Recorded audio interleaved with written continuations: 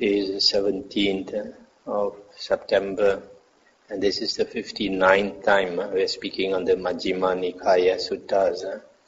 Tonight we come to Sutta 141, Saccavibhanga Sutta, the exposition of the truths.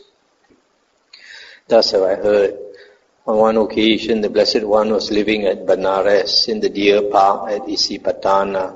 There he addressed the monks thus, "Monks, Noble Sir," they replied. The Blessed One said, "At Benares, monks, in the deer park at Isipatana, the Tathagata Arahant Sammasambuddha sat rolling the matchless wheel of the Dhamma, which cannot be stopped by any recluse or Brahmin or God or Mara or Brahma or anyone in the world, that is, the announcing, teaching, describing, establishing, revealing, expounding, and exhibiting of the Four Noble Truths." Of what four? The announcing, teaching, describing, establishing, revealing, expounding, and exhibiting of the Noble Truth of suffering. The announcing, teaching, describing, establishing, revealing, expounding, and exhibiting of the Noble Truth of the origin of suffering. Similarly, of the Noble Truth of the cessation of suffering, of the Noble Truth of the way leading to the cessation of suffering. At Benares, monks, in the deer park at Isipatana, the Tathagata Arahant Sammasambuddha sat rolling the matchless wheel of the Dhamma, which cannot be stopped by any recluse or Brahmin, or God, or Mara, or Brahma, or anyone in the world. That is, the announcing, teaching, describing, establishing, revealing, expounding, and exhibiting of these Four Noble Truths. Cultivate the friendship of Sariputta and Moggallana monks. Associate with Sariputta and Moggallana. They are wise and helpful to their companions in the holy life. Sariputta is like a mother. Moggallana is like a nurse. Sariputta trains others for the fruit of stream entry. Moggallana for the supreme goal. Sariputta monks is able to announce, teach, describe, establish, reveal, expound, and exhibit the Four Noble Truths. So the Blessed One said. Having said this, the Sublime One rose from his seat and went into his dwelling. Stop here for a moment. So here the Buddha said, he first taught the Dhamma at Isipatana in the deer park. There he first taught the Dhamma to his 5 disciples, and over a period of a few days, and they understood, and all 5 of them became arahants. And the Buddha said, cultivate the friendship of Sariputta and Moggallana, the 2 chief disciples of the Buddha. And the Buddha said, Sariputta is like a mother, Moggallana is like a nurse. A mother gives birth to children, right? So Sariputta, he teaches the monks so that they become Aryans. They enter the stream, become Aryans. So, in that sense, he gives birth to Aryans. They are born into the Aryahood. And then Moggallana is like a nurse. A nurse brings them up to maturity, brings them up to Arahanthood. But don't be misled by this, that Sariputta can only teach the monks to become stream winners or stream enterers. There are several suttas where Sariputta taught the Dhamma and the monks attained to Arahanthood. But Sariputta, being the most senior disciple and the chief in wisdom, the Buddha says that Sariputta turns the Dhamma wheel exactly like the Buddha. So he teaches a lot. So because he teaches a lot, many of the monks attain stream entry with his help. And then because Venerable Moggallana has psychic power, can read their minds, then he's able to help them further and attain Arahanthood. Then soon after the Blessed One had gone, The Venerable Sariputta addressed the monks thus, "Friends, monks." "Friend," the monks replied to the Venerable Sariputta. The Venerable Sariputta said, "At Benares, friends, in the deer park at Isipatana, the Tathagata Arahant Sammasambuddha sat rolling the matchless wheel of the Dhamma and exhibiting of the Four Noble Truths." Of what four? The announcing, etc., and exhibiting of the noble truth of suffering, of the noble truth of the origin of suffering, of the noble truth of the cessation of suffering, and of the noble truth of the way leading to the cessation of suffering. And what, friends, is the noble truth of suffering? Birth is suffering, aging is suffering, dying or death is suffering, sorrow, lamentation, pain, grief, and despair are suffering. Not to obtain what wants is suffering. In short, the five aggregates of attachment are suffering. And what, friends, is birth? The birth of beings into the various orders of beings. Their coming to birth, precipitation in a womb, generation, the manifestation of the aggregates, obtaining the basis for contact. This is called birth. And what, friends, is aging? The aging of beings in the various orders of beings. Their old age, brokenness of teeth, greyness of hair, wrinkling of skin, decline of life, weakness of faculties. This is called aging. And what, friends, is dying? The passing of beings out of the various orders of beings, their passing away, dissolution, disappearance, death, completion of time, dissolution of aggregates, laying down of the body. This is called dying. And what, friends, is sorrow? The sorrow, sorrowing, sorrowfulness, inner sorrow, inner sorriness of one who has encountered some misfortune or is affected by some painful state. This is called sorrow. And what, friends, is lamentation? The wail and lament, wailing and lamenting, bewailing and lamentation of one who has encountered some misfortune or is affected by some painful state. This is called lamentation. Stop here for a moment. This noble truth of suffering, the first noble truth, suffering is a translation for dukkha. Sometimes the translation, sometimes people like to use unsatisfactoriness. Life is unsatisfactory. But suffering would be probably a more better translation. And a lot of people find it hard to accept that life is suffering because as a human being, our life is comparatively happy, comparatively good. But if you were to see the ghost realm, like the Buddha can see, or the animal realm or the hell realm, then you realize that life is really suffering. So the Buddha says, what do you mean by suffering? Being born is suffering, aging is suffering, dying is suffering, sorrow, lamentation, pain, grief, and despair are suffering. Not to obtain what you want is suffering. In short, the five aggregates of attachment are suffering. So, birth here is described, coming to being, coming to birth, aging of beings, brokenness of teeth, greyness of hair, wrinkling of skin, decline of life, weakness of faculties, dying, passing away, dissolution, sorrow, lamentation, etc. And what, friends, is pain? Bodily discomfort, painful, uncomfortable feeling born of bodily contact. This is called pain. And what, friends, is grief? Mental pain, mental discomfort, painful, uncomfortable feeling born of mental contact. This is called grief. And what, friends, is despair? The trouble and despair, the tribulation and desperation of one who has encountered some misfortune or is affected by some painful state. This is called despair. And what, friends, is not to obtain what one wants is suffering. To being subject to birth, there comes the wish, oh, that we were not subject to birth, that birth would not come to us.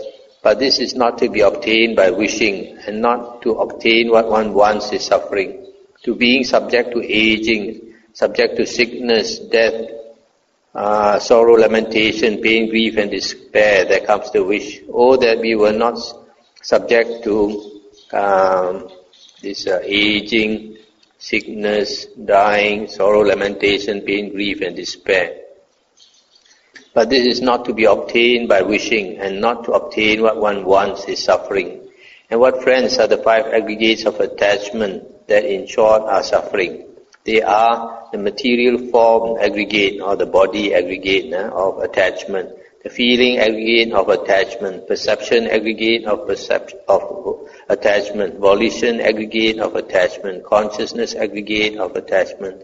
These are the 5 aggregates of attachment that in short are suffering. This is called the noble truth of suffering. Stop here for a moment. So here it's quite clear what it means by pain. Pain is bodily pain. Grief is mental pain.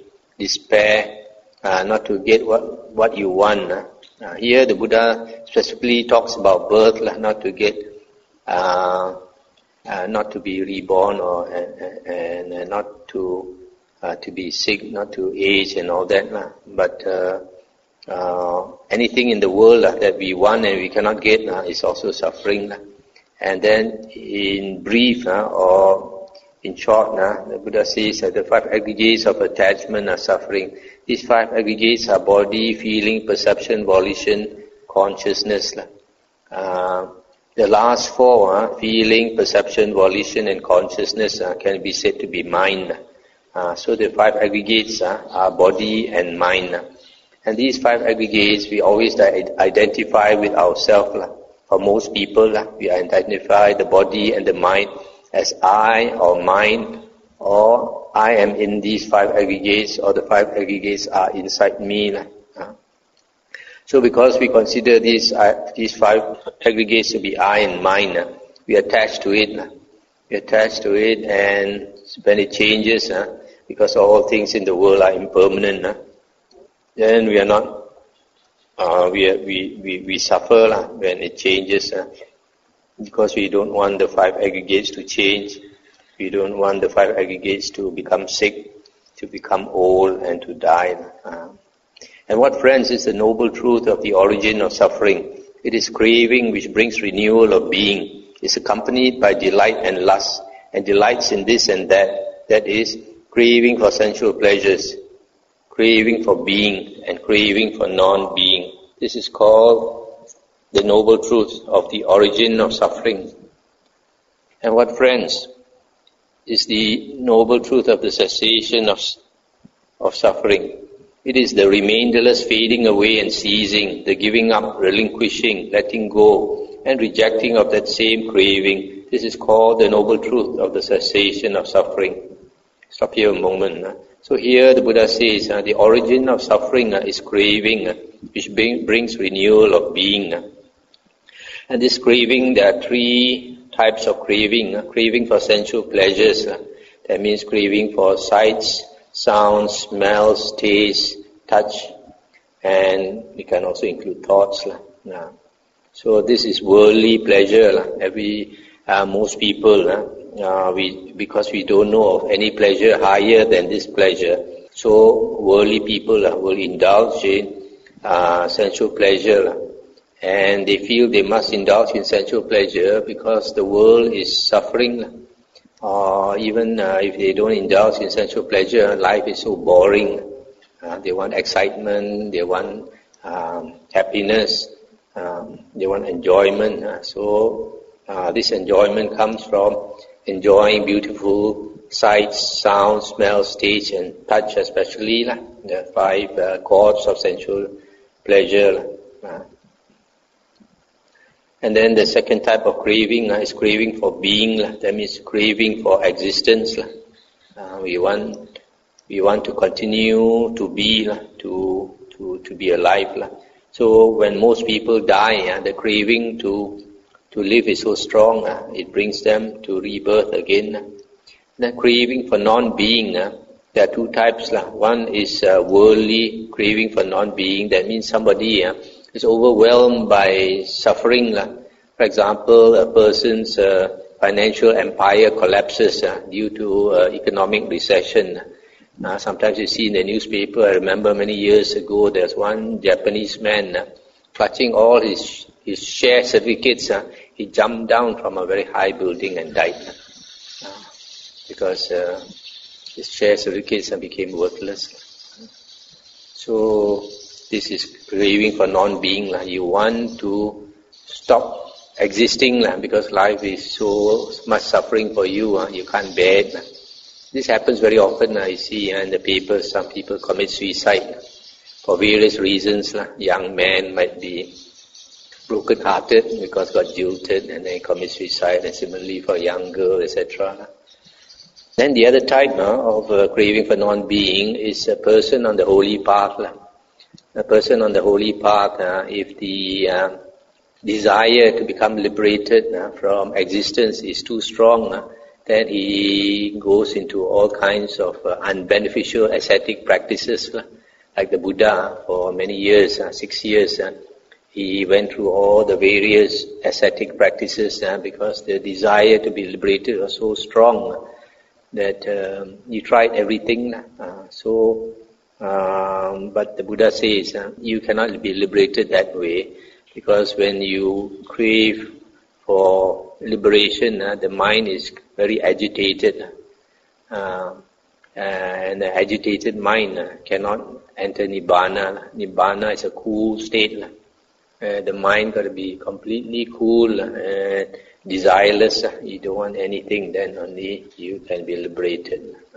So these are the three cravings. And the cessation of suffering is obtained by letting go of that craving, all the three types of craving. And what, friends, is the noble truth of the way leading to the cessation of suffering? It is just this noble eightfold path, that is, right view, right thoughts, right speech, right action, right livelihood, right effort, right recollection, and right concentration. And what, friends, is right view? Knowledge of suffering, knowledge of the origin of suffering, knowledge of the cessation of suffering, and knowledge of the way leading to the cessation of suffering. This is called right view. And what, friends, is right thought? Thought of renunciation, thought of non-ill will, and thought of non-cruelty. This is called right thought. And what, friends, is right speech? Abstaining from false speech, abstaining from malicious speech, abstaining from harsh speech, abstaining from idle chatter. This is called right speech. And what, friends, is right action? Abstaining from killing living beings, from taking what is not given, from misconduct in sensual pleasures. This is called right action. And what, friends, is right livelihood? Here a noble disciple, having abandoned wrong livelihood, earns his living by right livelihood. This is called right livelihood. Stop here for a moment. So here the Noble Eightfold Path consists of 8 factors. The first and most important one is right view. We read an earlier sutta that to practice the Noble Eightfold Path, you must attain right view first. If you don't attain right view, you have not entered the Noble Eightfold Path. So the first factor to be practiced is right view. You need to obtain right view. And right view here is defined as knowledge of the 4 noble truths concerning suffering. And then right thoughts is the opposite of wrong thoughts. So the opposite of wrong thoughts is renunciation, non-ill will, and non-cruelty. Right speech, there are 4 factors in right speech. Lying, abstaining from lying, abstaining from carrying tales. If you hear A talk about B, you should not report to B that A said such and such bad things about him. And then abstaining from harsh or coarse speech, and abstaining from idle chatter or gossip. Idle chatter or gossip means unbeneficial talk, unbeneficial speech.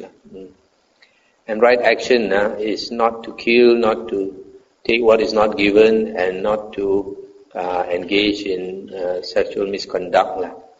And right livelihood is to earn your livelihood in a way that does not harm other living beings and not harm yourself. And what, friends, is right effort? Here among awakened zeal for the non-arising of unarisen evil unwholesome states.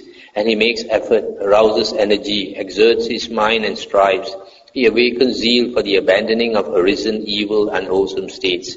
And he makes effort, arouses energy, exerts his mind and strives. He awakens zeal for the arising of unarisen, wholesome states, and he makes effort, arouses energy, exerts his mind and strives. He awakens zeal for the continuance, non-disappearance, strengthening, increase and fulfillment by development of arisen, wholesome states. And he makes effort, arouses energy, exerts his mind and strives. This is called right effort.